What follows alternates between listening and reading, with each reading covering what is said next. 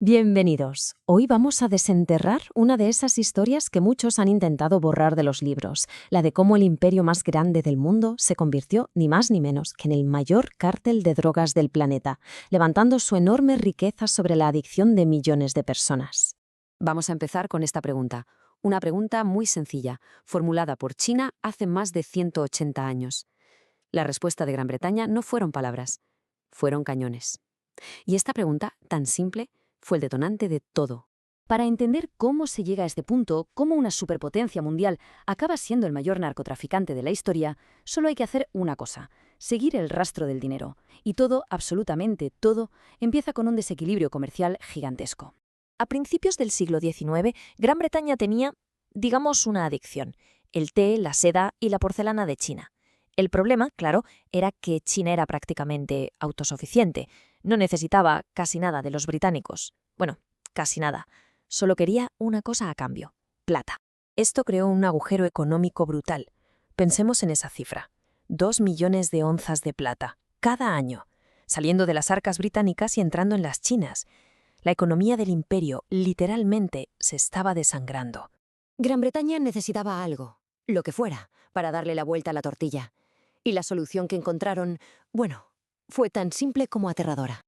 La solución británica fue el opio. Y ojo, no era un producto cualquiera, era el producto perfecto para un traficante. ¿Por qué? Porque crea su propia demanda. Una vez que enganchas a alguien, es un cliente de por vida. Y montaron un sistema que hay que reconocer que era perversamente brillante. Un plan en 3 pasos que le daba al gobierno británico una coartada perfecta. La capacidad de decir «yo no he sido», mientras en la sombra lo controlaban absolutamente todo. Y el plan, desde luego, funcionó. Vaya, sí funcionó. El consumo de opios se disparó. Y de repente el flujo de plata cambió de dirección. Toda esa riqueza que había ido a China ahora volvía a raudales para pagar la adicción que los propios británicos habían provocado. Claro, llegó un punto en que China tuvo que hacer algo. Tenía que parar el envenenamiento masivo de su gente. Pero cuando lo hizo, la respuesta de la civilizada Gran Bretaña no fue sentarse a hablar, fue la guerra. La acción contundente de China para destruir el veneno fue presentada por los británicos de una forma magistralmente retorcida. No era una operación contra el narcotráfico, no. Era un ataque contra la propiedad privada y el sacrosanto libre comercio. Así que, con esa excusa, Gran Bretaña declaró la guerra. Pero seamos sinceros, aquello no fue una guerra, fue una paliza tecnológica. China, con sus juncos de madera, contra los acorazados de vapor británicos. Es que no había color, era como llevar una navaja a un tiroteo. Incluso en la propia Gran Bretaña, algunas voces se dieron cuenta de la jugada. Vieron la hipocresía. Entendieron perfectamente que aquello era una guerra vergonzosa para proteger los beneficios de sus traficantes. La derrota de China, que era inevitable, no fue solo militar. Fue el pistoletazo de salida a lo que ellos mismos llaman el siglo de la humillación. Un siglo de dominación, de explotación, una herida que a día de hoy sigue abierta. El llamado Tratado de Nankín, llamarlo tratado ya es un eufemismo. No hubo negociación. Fue una lista de exigencias impuestas a punta de pistola que básicamente desmantelaron la soberanía china. Y por si fuera poco, cuando China intentó resistirse un poco más, hubo una segunda guerra. Y esta vez el final fue un acto de puro vandalismo. No buscaban una victoria militar, buscaban humillar, romper el espíritu de toda una nación quemando sus tesoros culturales. El escritor Víctor Hugo lo clavó, resumió la conmoción de medio mundo al ver lo que estaba pasando. Esto es, dijo, lo que la civilización le ha hecho a la barbarie. Y el resultado final de todo esto, con el comercio de opio ya legalizado y protegido por el ejército, fue una catástrofe humana sin precedentes. Se estima que 40 millones de personas en China eran adictas. 40 millones.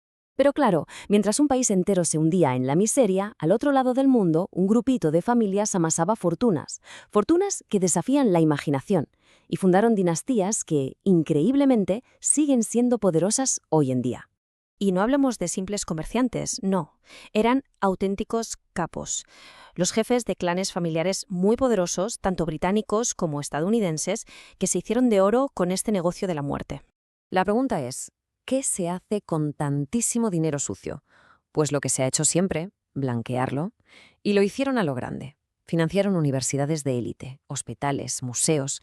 Construyeron un legado de respetabilidad sobre una montaña de sufrimiento, borrando su rastro para la historia. Pero que nadie piense que esta historia es cosa del pasado, del siglo XIX. Para nada. El modelo de negocio que esta gente perfeccionó, eso de convertir la adicción en un activo corporativo, está más vivo que nunca. Solo hay que mirar los paralelismos, son escalofriantes.